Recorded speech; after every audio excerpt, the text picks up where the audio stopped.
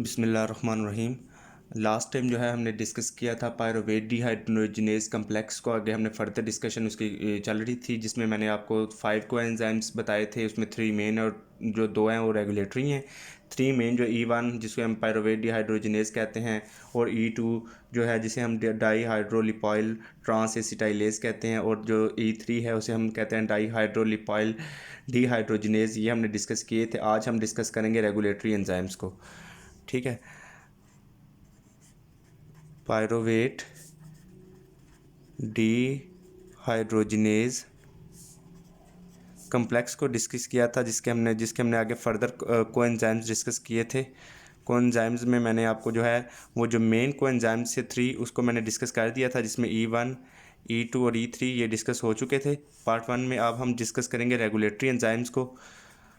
Regulatory इसके जो हैं, जो 2 रेगुलेटरी हैं उसको हम जो है वो डिस्कस करेंगे। अब क्या हो जाएगा कि जो 2 रेगुलेटरी एंजाइम्स के साथ हम डिस्कस करेंगे, अगर पायरोवेट डिहाइड्रोजिनेज कम्प्लेक्स की डेफिशिएंसी हो जाए तो ये क्या जो है बॉडी के अंदर जो है वो असरअंदाज होती है। ठीक, अगर इसकी जो है वो डेफिशिएंसी हो जाए, इसके हम डिजीज़ को भी देखेंगे। जो 2 रेगुलेटरी जो है हमने को एंजाइम्स पढ़े हैं उसके अंदर हम डिस्कस करेंगे सबसे पहले पायरोवेट डिहाइड्रोजिनेज काइनेज को। पायरोवेट इसको हम डिस्कस करें, पायरोवेट डिहाइड्रोजिनेज काइनेज को डिस्कस करेंगे। पायरोवेट डिहाइड्रोजिनेज काइनेज क्या करता है, ये फास्फोराइलेशन करवा के जो है E1 को इनएक्टिव कर देता है। क्या करवाएगा? फास्फोराइलेशन करवाएगा, और क्या करेगा E1 को जो है ये क्या कर देगा, इनएक्टिवेट कर देता है। इनएक्टिवेट कर देगा। जब E1 इनएक्टिवेट हो जाएगा तो क्या होगा कि जो एक तो इनएक्टिवेट करता है, दूसरा ये कि जो पायरोवेट डिहाइड्रोजिनेज काइनेज है इसको एक्टिवेट कौन करता है, ये इस जो है कोएंजाइम्स को एक्टिवेट करता है हाई लेवल ऑफ ATP, यानी कि एनर्जी के हाई लेवल। और जो क्या है एसिटाइल कोएंजाइम जो है कोएंजाइम है, इसके जो लेवल्स हैं ये क्या करते हैं, इसको एक्टिव करते हैं। ठीक है, इसको क्या करते हैं, एक्टिवेट करते हैं। ठीक है, तो और इसको इनहिबिट कौन से करते हैं, इनहिबिट इसको कौन करता है, इनहिबिट इसको करता है NADH और पायरोवेट, NADH और पायरोवेट। अब मैंने आपको बताया कि पायरोवेट डिहाइड्रोजिनेज काइनेज क्या कहता है, फास्फोराइलेशन करवाता है और E1 को जो है इनएक्टिवेट कर देता है। अब पायरोवेट डिहाइड्रोजिनेज काइनेज को एक्टिवेट कौन करता है, हाई लेवल ऑफ ATP और एसिटाइल कोएंजाइम के लेवल, और इसको इनहिबिट करता है NADH और पायरोवेट। जब AT के हाई लेवल और एसिटाइल कोएंजाइम इसको एक्टिवेट करेंगे, पायरोवेट डिहाइड्रोजिनेज काइनेज को जब एक्टिवेट करेंगे तो ये क्या करेगा, ये जो है इनएक्टिवेटेड हो जाएगा। ये जो है आगे जाके पायरोवेट डिहाइड्रोजिनेज को ब्लॉक करेगा। ठीक है, यानी कि अगर जब ये ATP के लेवल जो है वो क्या करेंगे, एक्टिवेट करेंगे पायरोवेट डिहाइड्रोजिनेज काइनेज को, जो आगे जाके क्या करेगा, इधर से मैं लिख देता हूँ, एक्टिवेटिंग का स्टेप देख रहे हैं, इनहिबिशन का नहीं देख रहे। जब ये एक्टिवेट करेगा तो क्या करेगा, जाके आगे पायरोवेट डिहाइड्रोजिनेज को ब्लॉक कर देगा। ये फिर ब्लॉक करेगा किसको, पायरोवेट डिहाइड्रोजिनेज को। जब पायरोवेट डिहाइड्रोजिनेज आपका मेन जो एंजाइम है वही अगर जब ब्लॉक हो जाएगा तो क्या हो जाएगा, जो कि जब ये ब्लॉक क्यों करेगा, क्योंकि ये कहेगा कि जब फर्दर जो है ग्लाइकोलिसिस जो है अब उसकी ज़रूरत नहीं है। जब फर्दर ग्लाइकोलिसिस नहीं होगी, ग्लाइकोलिसिस जो है वो नहीं होगी, तो उसमें क्या होगा कि जब हमारा TCA साइकिल है जो उससे हमें एनर्जी मिल रही है वो भी जो है हमें वो भी जो है वो स्टॉप हो जाएगी। ठीक है, मैंने आपको बताया पायरोवेट डिहाइड्रोजिनेज काइनेज की फास्फोराइलेशन होती है, E1 को इनएक्टिवेट करता है। इसको एक्टिवेट कौन करता है, ATP और एसिटाइल कोएंजाइम। इसको इनहिबिट करता है NADH और पायरोवेट। अगर जब ये ATP के हाई लेवल इसको एक्टिवेट करेंगे, पायरोवेट डिहाइड्रोजिनेज काइनेज को जब एक्टिवेट करेंगे तो ये क्या करेगा, इनएक्टिवेट कर देता है, यानी कि जो ब्लॉक करता है आगे जाके पायरोवेट डिहाइड्रोजिनेज को ब्लॉक करेगा, जो है कि यानी कि फर्दर जो है ग्लाइकोलिसिस जो है वो नहीं करवानी, और जो TCA साइकिल जो है वो जो एनर्जी मिल रही है हमें उसको जो स्टॉप कर देगा। ठीक है, ग्लाइकोलिसिस भी स्टॉप हो जाएगी, और जो TCA साइकिल से जो आगे फर्दर जो है TCA साइकिल जो है वो रन अप नहीं होगा, यानी कि ATP जो है वो स्टॉप हो जाएगी। अब हम नेक्स्ट इसकी डिस्कस करेंगे पायरोवेट डिहाइड्रोजिनेज फास्फेटेज को, जो सेकंड हमारे पास कौन एंजाइम्स है रेगुलेटरी। क्या है हमारे पास, पायरोवेट डिहाइड्रोजिनेज फास्फेटेज को। पायरोवेट डिहाइड्रोजनेज फास्फेटेज क्या है, इसकी डीफॉस्फोराइलेशन होती है तो E1 बनता है, ठीक है। डीफॉस्फोराइलेशन होगी इसकी, डीफॉस्फोराइलेशन होगी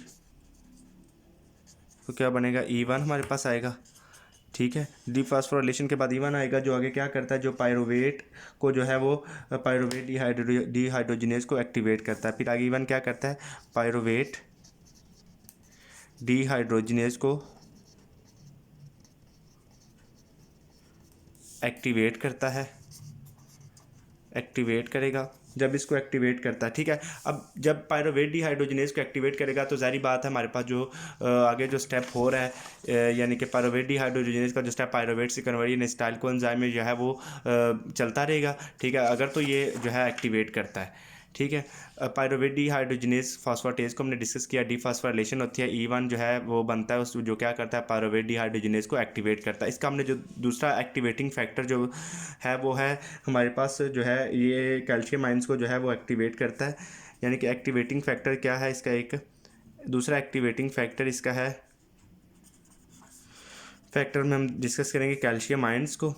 कैल्शियम आयंस क्या करते हैं, जब हम यानी कि ये होते हैं बेसिकली स्केलेटल मसल्स में, स्केलेटल मसल में फॉर एग्जांपल जब मसल रिलैक्स और ड्यूरिंग द एक्सरसाइज, ठीक है, जब मसल्स कॉन्ट्रैक्ट और रिलैक्स होते हैं तो कैल्शियम आयंस का जो लेवल है वो ज़्यादा हो जाता है, ठीक है। जब कैल्शियम आयंस का जो लेवल है वो ज़्यादा होगा तो क्या होगा कि वो एक्टिवेट करवाएंगे आगे से पायरोवेट डिहाइड्रोजनेज फास्फेटेज को, ठीक है। जब यानी कि कैल्शियम का लेवल ज़्यादा हो जाएगा तो क्या हो जाएगा कि ये मैं लिख देता हूँ, कैल्शियम का अगर लेवल फिर अगर तो ये ज़्यादा हो जाता तो ये क्या करेंगे, एक्टिवेट करवाएंगे, ठीक है। एक्टिव किसको करवाएगा, फिर ये एक्टिवेट करवाएगा पायरोवेट डिहाइड्रोजनेज फास्फेटेज को, ठीक है। इसके हाई लेवल इसको किसको एक्टिवेट करवाएंगे, पायरोवेट डिहाइड्रोजनेज फास्फेटेज को, पायरोवेट डिहाइड्रोजनेज फास्फेटेज को, यानी कि इसको एक्टिवेट करवाएंगे, ठीक है। जो आगे फर्दर क्या करेंगे, जो आगे एक्टिवेट करवाएगा किसको, पायरोवेट डिहाइड्रोजनेज को, यानी कि मेन एंजाइम को जो है वो एक्टिवेट करवाएगा, पायरोवेट डिहाइड्रोजनेज को आगे एक्टिव करवाएगा, ठीक है। जब पायरोवेट डिहाइड्रोजनेज को एक्टिव करवाएगा तो क्या होगा कि जो पायरोवेट हमारा वो एसिटाइल को एंजाइम में कन्वर्ट होगा इजीली। जब पायरोवेट डिहाइड्रोजनेज एक्टिव होगा तो इसका क्या मतलब है, जो हमारा पायरोवेट है वो कन्वर्ट इजीली किसके अंदर हो रहा है, एसिटाइल को एंजाइम में, क्योंकि ये एंजाइम पायरोवेट डिहाइड्रोजनेज इसका एंजाइम है जो जिसमें पायरोवेट से कन्वर्जन करवा देते हैं एसिटाइल को एंजाइम की, ठीक है। तो जब ये एक्टिव हो जाएगा तो पायरोवेट एसिटाइल को एंजाइम जो है वो इजीली जो है वो आगे वो ये फर्दर जो आगे इसकी जो रन अप जो है ये होता रहेगा। उसके बाद क्या होगा कि जब ये पायरोवेट से एसिटाइल को एंजाइम बनता रहेगा तो हमें जो एटीपी है वो ज़्यादा मिलेंगी। जब एटीपी ज़्यादा आएंगे तो हमारे जो मसल्स है वो रिलैक्स हो जाएंगे ऑटोमेटिकली, ठीक है। ये सारा फिनोमेना हो रहा है, ठीक है। मैंने आपको बताया था पायरोवेट डिहाइड्रोजनेज जो है ये क्या करता है, डीफॉस्फोराइलेशन करवाता है, ठीक है। उसमें क्या करता है, ये E1 को एक्टिवेट करवा देता है जो पायरोवेट डिहाइड्रोजनेज को एक्टिव करवा देगा।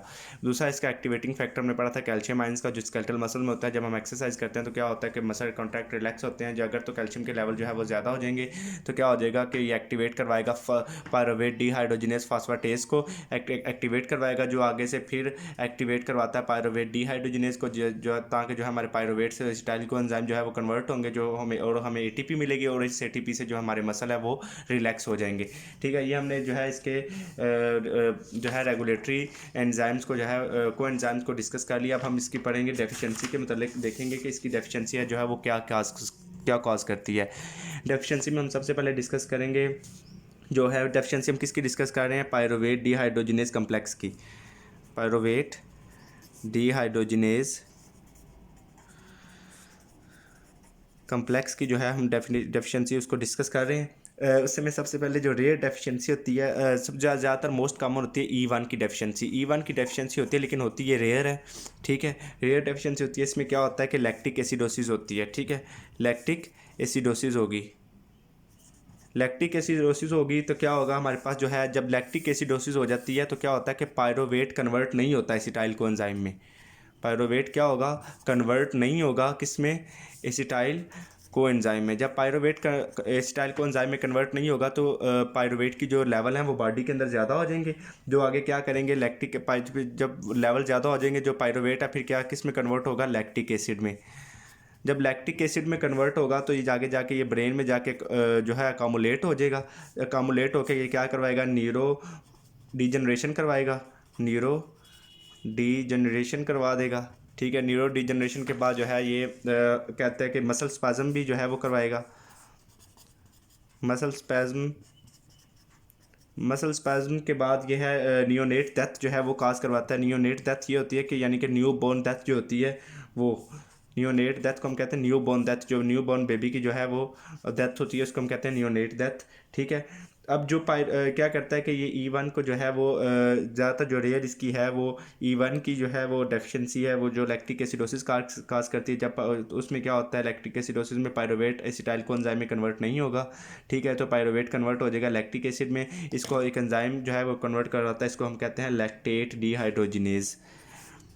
लैक्टेट डीहाइड्रोजिनेज एंजाइम जो है वो पायरुवेट से लैक्टिक एसिड को कन्वर्जन करवा रहा होता है, डीहाइड्रोजिनेज। अब जब लैक्टिक एसिड जब ब्रेन में कमुलेट होगा जाके न्यूरो डिजनरेशन, मसल स्पाज्म और नियोनेट डेथ जो है वो कॉज करवाता है। ठीक है, ये डिजीज़ जो है वो एक्स डोमिनेंट है। ठीक है, एक्स लिंक डोमिनेंट है। इसमें क्या होता है, एक्स लिंक या जो मोस्टली होती है कि एक्स लिंक होती है मोस्टली मेन में कॉमन होती है। ठीक है, ठीक है, तो लेकिन ये जो है दोनों फीमेल में भी होगी और मेल में भी होगी, क्योंकि ये न्यूरोलॉजिकल के साथ, न्यूरो के साथ जो है वो रिलेटेड है। तो ये दोनों फीमेल में भी और मेल में भी, ये दोनों में अगर इसकी डेफिशिएंसी होगी दोनों में जो है ये शो होगी।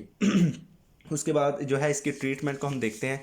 ठीक है, अगर ये इसकी जो E1 की जो है अगर डेफिशिएंसी हो जाए तो इसमें हम ट्रीटमेंट देखें तो सबसे पहले ट्रीटमेंट इसमें आएगी कि हम जो पर्सन है या जिसके अंदर इसकी डेफिशिएंसी है तो उसकी डाइट से हम कार्ब्स को बिल्कुल जो है वो ख़त्म कर देंगे।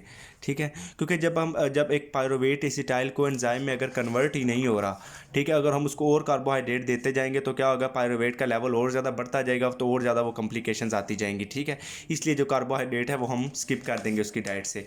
उसके बाद जो है कार्बोहाइड्रेट जो है हम स्किप कर देंगे। उसके बाद जो हम इसको जो है थायामीन फॉस्फेट जो है उसकी डाइट में देंगे। थायामीन फॉस्फेट जो है उसकी डाइट में हम उसको देंगे। ठीक है, उसके बाद क्या करेगा जो है ये इसका जो है ट्रीटमेंट है जो मेजर जो है इसको हम देखते हैं। ठीक है, उसके बाद हम डिस्कस करेंगे ली सिंड्रोम को। सेकंड जो डेफिशिएंसी में इसे सिंड्रोम आती है, पायरुवेट जो है हमारे पास डीहाइड्रोजिनेज कम्प्लेक्स से जो डेफिशिएंसी की उसको आती है ली सिंड्रोम, LEIGH सिंड्रोम। इसको पढ़ते हैं, प्रोनाउंसिएशन है ली सिंड्रोम। ली सिंड्रोम ये है कि ये क्या सब एक्यूट नेक्रोटाइजिंग एन्सेफेलोमायोपैथी, सब एक्यूट नेक्रोटाइजिंग एन्सेफेलोमायोपैथी, एन्सेफेलोमाइलोपैथी। ठीक है, अब क्या है सब एक्यूट नेक्रोटाइजिंग का क्या मतलब, नेक्रोसिस हो रही है। ठीक है, यानी कि नेक्रोसिस हो रही है। नेक्रोसिस का क्या होता है कि मतलब होता है कि एक्सीडेंटल जो है हमारे पास डेथ होती है सेल्स की, एक्सीडेंटल सेल डेथ को हम नेक्रोसिस कहते हैं। ठीक है, हो गया, यानी कि सब एक्यूट नेक्रोटाइजिंग एन्सेफेलोमाइलोपैथी। एन्सेफेलो का मतलब यह है कि ये रिलेटेड है ब्रेन से। ठीक है, उसके बाद माइलोपैथी का मतलब है कि जो है मसल्स भी जो है इसके अंदर जो है वो इंक्लूडेड है। ठीक है, इसमें क्या होता है कि नेक्रोसिस होती है, किस चीज़ की नेक्रोसिस हो रही है, आप नेम से जो है वो अंदाज़ा लगा रहे, नेक्रोसिस हो रही है ब्रेन में जो है और मसल्स में, ब्रेन एंड मसल्स की जो है वो नेक्रोसिस हो रही है, यानी कि एक्सीडेंटल सेल डेथ हो रही है। इसमें क्या होता है कि ये एक स्वेयर न्यूरोलॉजिकल डिसऑर्डर है। ली सिंड्रोम क्या है, स्वेयर न्यूरोलॉजिकल डिसऑर्डर है। ठीक हो गया, इसमें क्या होता है नेक्रोसिस हो रही है ब्रेन और मसल्स की। इसमें क्या होता है जो माइटोकॉन्ड्रिया होता है ना, माइटोकॉन्ड्रिया वो क्या होता है, उसके अंदर डिफेक्ट होता है कि वो ATP की प्रोडक्शन को नहीं, यानी कि ATP प्रोडक्शन में उसके डिफेक्ट होता है, क्योंकि माइटोकॉन्ड्रिया क्या करता है ATP की प्रोडक्शन करवाता है। तो फिर इसके अंदर या तो डिफेक्ट है, ठीक है, यानी कि माइटोकॉन्ड्रिया जो है वो ATP की प्रोडक्शन नहीं करवा रहा, कोई डिफेक्ट है। ठीक है, इसकी वजह से जो है वो ली सिंड्रोम जो है वो सामने आती है। अब उसमें क्या होता है कि ये 3 तरीक़ों से, यानी कि आपको पता है कि 3 तरीक़ों से जो है वो मोस्टली जो है वो ATP की प्रोडक्शन हो रही होती है। इसमें या तो ये होता है कि TCA साइकिल में जो है वो ATP की प्रोडक्शन हो रही होती है, या तो इलेक्ट्रॉन ट्रांसपोर्ट चेन से हो रही होती है, या जो है ATP सिंथेसिस से जो है वो सिंथेसिस एंजाइम से जो है वो हमारे पास जो क्या हो रहा है ATP की प्रोडक्शन हो रही होती है। ठीक है, तो जब माइटोकॉन्ड्रिया की प्रोडक्शन जो है वो उसके अंदर डिफेक्ट हो जाएगा। ठीक है, तो इस वजह से जो है वो ली सिंड्रोम जो है वो सामने आती है। उसके बाद हम डिस्कस करेंगे इसको जो है आर्सेनिक पॉइजनिंग को। आर्सेनिक पॉइजनिंग को डिस्कस करेंगे। ठीक है, आर्सेनिक पॉइजनिंग को डिस्कस करेंगे हम। आर्सेनिक पॉइजनिंग में क्या होता है, ये जो है 3 चीज़ों को ब्लॉक करवाता है। एक तो ये ब्लॉक करवाएगा, ब्लॉक में ये नेगेटिव से शो कर रहा हूँ, ब्लॉक करवाता है ग्लिसरॉल्डिहाइड 3-फॉस्फेट को। ग्लिसरॉल्डिहाइड 3-फॉस्फेट को ये क्या करवाएगा, ब्लॉक करवाएगा। जब इसको ब्लॉक करवाएगा तो क्या होगा, हमारे पास जो है एटीपी की जो प्रोडक्शन है वो कम हो जाएगी। ठीक है, एटीपी की जो प्रोडक्शन है वो क्या हो जाएगी, कम हो जाएगी। ठीक है, उसके बाद ये ब्लॉक करवाता है हमारे पास नंबर 2 पे, ये ब्लॉकेज करवाता है E2 की। जब E2 की ब्लॉकेज कैसे ये करवाएगा, उसमें क्या हो जाएगा, जो हमारे पास जो आर्सेनिक से जो आर्सेनेट है, यानी कि 3 ट्राईवेलेंट हैं, यानी कि 3 आर्सेनिक्स हैं जिसको हम ट्राईवेलेंट कहते हैं, तो वो लिपोइक एसिड के साथ बॉन्ड बनाएगा। लिपोइक एसिड के साथ जो इसके 3 ट्राईवेलेंट आर्सेनेट होंगे, यानी कि हम कह सकते हैं आर्सेनेट जो है हमारे पास, यानी कि 3 जो आर्सेनिक्स हैं, यानी कि ट्राईवेलेंट जो आर्सेनिक्स हैं, वो लिपोइक एसिड के साथ बॉन्ड बना के क्या करेंगे, आगे पायरोवेट की कन्वर्जन नहीं होने देंगे किसके अंदर, एसिटाइल कोएंजाइम में। E2 में क्या होता है कि लिपोइक एसिड किसके साथ बॉन्ड बनाता है, 3 आर्सेनिक्स, यानी कि ट्राईवेलेंट आर्सेनिक्स, यानी कि आर्सेनेट के साथ बॉन्ड बना के आगे पायरोवेट की कन्वर्जन नहीं होने देते किसके अंदर, एसिटाइल कोएंजाइम में, जिसके अंदर क्या होता है पायरोवेट, वही बात जो है पायरोवेट ज़्यादा हो जाएगा। ठीक है, जब पायरोवेट ज़्यादा होगा तो क्या होगा कि ये लैक्टिक एसिडोसिस होगी। जब लैक्टिक एसिडोसिस होगी तो आगे वो जाके क्या होगा कि ब्रेन में जाके वो अकोमुलेटिंग जो है वो अकोमुलेट होना शुरू हो जाएगा। ठीक है, जो आगे डैमेज करेगा जाके। ठीक है, ये जो है हमने E2 की भी बता दी आपको, इसका भी ओवरव्यू हो गया। उसके बाद हम डिस्कस करेंगे जो 3rd नंबर पे ये किसको ब्लॉक करता है। 3rd नंबर पे ये ब्लॉक करता है, किसको ब्लॉक करता है, हमारे पास अल्फ़ा कीटोग्लूटरेट को TCA साइकिल में ब्लॉक करता है। अल्फ़ा कीटोग्लूटरेट को ब्लॉक करता है। ठीक है, TCA साइकिल में। जब TCA साइकिल में अल्फ़ा कीटोग्लूटरेट को ब्लॉक करेगा तो क्या हो जाएगा कि हमारे पास जो एनर्जी की प्रोडक्शन है वो क्या हो जाएगी, कम हो जाएगी। ठीक है, एटीपी जो प्रोडक्शन है वो कम हो जाएगी। आज हमने डिस्कस किए थे रेगुलेटरी एंजाइम्स को और इसकी डेफिशिएंसीज को। ठीक है, अब हम डिस्कस करेंगे इसको एक दफ़ा दोबारा। पायरोवेट डिहाइड्रोजिनेज कम्प्लेक्स के हमने को एंजाइम्स देखे थे, मेन में जो 3 मेन है उसको मैंने पार्ट 1 में बता दिया था। आगे 2 रेगुलेटरी जो मैंने डिस्कस करवाए हैं, एक में पायरोवेट डिहाइड्रोजिनेज काइनेज है, इसकी फास्फोराइलेशन हो जाएगी तो E1 को इनएक्टिवेट कर देगा। इसको पायरोवेट डिहाइड्रोजिनेज काइनेज को एक्टिवेट कौन करता है, एटीपी की हाई प्रोडक्शन, और एसिटाइल कोएंजाइम इसको एक्टिवेट करता है, जो आगे जाके जो जब एटीपी की प्रोडक्शन हाई लेवल जो एनर्जी के वो क्या करेंगे, पायरोवेट डिहाइड्रोजिनेज को काइनेज को एक्टिवेट करवाएंगे। जो ब्लॉक करवाते हैं पायरोवेट डिहाइड्रोजिनेज को तो ग्लाइकोलाइसिस नहीं होगी, तो TCA साइकिल से जो एटीपी है वो भी स्टॉप हो जाएगी। ठीक है, प्रोडक्शन वो भी स्टॉप हो जाएगी। उसके बाद मैंने डिस्कस किया पायरोवेट डिहाइड्रोजिनेज फॉस्फेटेज को, जिसकी डिफॉस्फोराइलेशन होगी, E1 बनता है, ये जो पायरोवेट डिहाइड्रोजिनेज को एक्टिवेट करवाता है। दूसरा एक्टिवेटिंग फैक्टर हमने पढ़ा कैल्शियम आयंस का, जो स्केलेटल मसल्स में जो है इसका रोल है। एक्सरसाइज जब हम करते हैं, ठीक है, तो उसमें क्या होता है, मसल कॉन्ट्रैक्ट रिलैक्स होता है, कैल्शियम आयंस का अगर लेवल ज़्यादा हो जाए तो वो एक्टिवेट करवाते हैं पायरोवेट डिहाइड्रोजिनेज फॉस्फेटेज को। जब इसको एक्टिवेट करवाएंगे तो वो ये जाके आगे एक्टिवेट करवाता है पायरोवेट डिहाइड्रोजिनेज को, जो हमारे पास मेन एंजाइम है। तो क्या हो जाएगा, पायरोवेट की कन्वर्जन हो रही होगी एसिटाइल कोएंजाइम में, जिससे हमें एटीपी जो है वो ज़्यादा मिलेगी। जब एटीपी ज़्यादा होगी तो क्या हो जाएगा कि हमारे पास जो है हमारे जो मसल्स हैं वो रिलैक्स होना शुरू हो जाएंगे। ठीक है, उसके बाद जो है एक्टिवेटिंग फैक्टर भी होगा। इसके बाद जो है मैंने इसके आपको बताया कि इसमें और क्या था, इसमें था सेकंड पे था डेफिशिएंसी। उसके बाद जो है मैंने डिस्कस की। ठीक है, डेफिशिएंसी में सबसे पहले आता है पायरोवेट डिहाइड्रोजिनेज कम्प्लेक्स की डेफिशिएंसी में मैंने आपको बताया कि जो E1 की डेफिशिएंसी होगी, मोस्टली ये निकली होती रेयर है, इसमें क्या होता है लैक्टिक एसिडोसिस होगी। पायरोवेट जो है वो कन्वर्जन नहीं होगी उसकी एसिटाइल कोएंजाइम में, तो पायरोवेट का जो लेवल है वो ज़्यादा हो जाएगा, वो लैक्टिक एसिड में कन्वर्ट होगा via the enzymes lactate dehydrogenase के, जो ब्रेन में अकोमुलेट होगा। आगे जो है ब्रेन की जो डिसऑर्डर काज करेगा, न्यूरोडिजेनरेशन होगी, मसल स्पैज्म होगी, न्यूनेट डेथ हो जाएगी। ये ज़्यादातर एक्सडोमिनेंट होती हैं, एक्सडोमिनेंट होता है मसलन के मेल्स के रिलेटेड है, लेकिन ये न्यूरोलॉजिकल डिसऑर्डर एंड न्यूरो के रिलेटेड है, तो ये मेल और फीमेल दोनों में जो है वो कॉमन होंगी।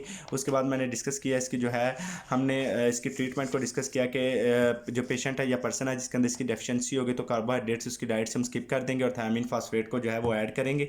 उसके बाद मैंने डिस्कस किया ली सिंड्रोम को, ये एक सीवियर न्यूरोलॉजिकल डिसऑर्डर है। इसके अंदर क्या होता है, सब एक्यूट नेक्रोटाइजिंग एनसेफेलोमाइलोपैथी होगी। नेक्रोटाइजिंग का मतलब है नेक्रोसिस यानी कि एक्सीडेंटल सेल डेथ, एनसेफेलो का रिलेटेड है ब्रेन से और माइलोपैथी मसल से। नेक्रोसिस होगी किसकी, ब्रेन और मसल्स की। माइटोकॉन्ड्रिया में क्या होता है कि माइटोकॉन्ड्रिया की जो डिफेक्ट होता है उसके अंदर एटीपी प्रोडक्शन में, जब माइटोकॉन्ड्रिया एटीपी प्रोडक्शन करवाता है उसके अंदर डिफेक्ट होता है। जो 3 स्टेप्स हैं उसके अंदर किसी में भी जो है वो डिफेक्ट होगा तो हमें जो ली सिंड्रोम है वो देखने में आएगी। ठीक है, उसके बाद जो है डिस्कस किया मैंने आपसे आर्सेनिक पॉइजनिंग को। आर्सेनिक पॉइजनिंग क्या करता है कि ये 3 चीज़ों को ब्लॉक करवाता है। एक तो ब्लॉक कराता है ग्लिसरॉल्डिहाइड 3 फास्फेट को, जिसमें क्या होता है एटीपी की प्रोडक्शन भी कम हो जाती है। दूसरा ये E2 को ब्लॉक करवाता है, जो कैसे करवाता है कि लिपोइक एसिड कन्वर्ट ऐड होता है, बॉन्ड बनाता है आर्सेनेट से यानी कि 3 आर्सेनिक से, यानी कि बॉन्ड बना के जो आगे क्या करता है पायरोवेट की एसिटाइल को एंजाइम को इनहिबिशन करवाता है, यानी कि ये कन्वर्जन नहीं होती तो क्या हो जाएगा लैक्टिक एसिडोसिस होगी, तो इस तरह जो है वो ब्रेन में जो कमुलेट हो जाएगा तो आगे वो डिजीज़ काज करेगा। उसके बाद ये थर्ड में अल्फा कीटोग्लूटारेट को TCA साइकिल यानी कि क्रैब साइकिल में जो ब्लॉक करवाता है, जिसमें एटीपी की प्रोडक्शन उससे भी जो है वो कम हो जाएगी। ये आप जो है पायरोवेट मेटाबॉलिज्म जो कंप्लीट हुई। थैंक यू सो मच, अल्लाह हाफिज़।